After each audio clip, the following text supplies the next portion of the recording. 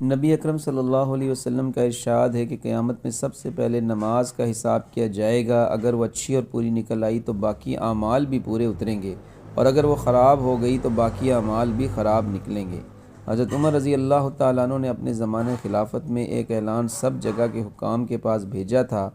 کہ سب سے زیادہ محترم بشان چیز میرے نزدیک نماز ہے۔ جو شخص اس کی حفاظت اور اس کا اہتمام کرے گا وہ دین کے اور اجزاء کا بھی اہتمام کر سکتا ہے، اور جو اس کو ضائع کر دے گا وہ دین کے اور اجزاء کو زیادہ برباد کر دے گا۔ فائدے میں شیخ الحدیث رحمۃ اللہ لکھتے ہیں، نبی اکرم صلی اللہ علیہ وسلم کے اس پاک ارشاد اور حضرت عمر رضی اللہ تعالی عنہ کے اس اعلان کا منشا بظاہر یہ ہے، جو دوسری حدیث میں آیا ہے کہ شیطان مسلمان سے اس وقت تک ڈرتا رہتا ہے جب تک وہ نماز کا پابند اور اس کو اچھی طرح ادا کرتا رہتا ہے، کیونکہ خوف کی وجہ سے اس کو زیادہ جرأت نہیں ہوتی، لیکن جب وہ نماز کو ضائع کر دیتا ہے تو اس کی جرأت بہت بڑھ جاتی ہے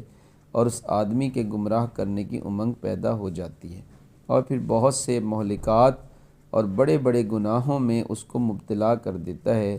اور یہی مطلب ہے حق سبحانہ و تقدس کے ارشاد، اعوذ باللہ من الشیطان الرجیم، ان الصلاۃ تنہی عن الفحشاء والمنکر کا، جس کا بیان قریب ہی آ رہا ہے۔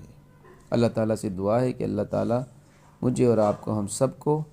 خشوع و خضوع کے ساتھ، دھیان اور توجہ کے ساتھ نماز کو باقاعدگی سے ادا کرنے کی توفیق عطا فرمائے، اور ان تمام باتوں کو دوسروں تک پہنچانے کی بھی توفیق عطا فرمائے۔ آمین ثم آمین۔ جزاکم اللہ خیرا۔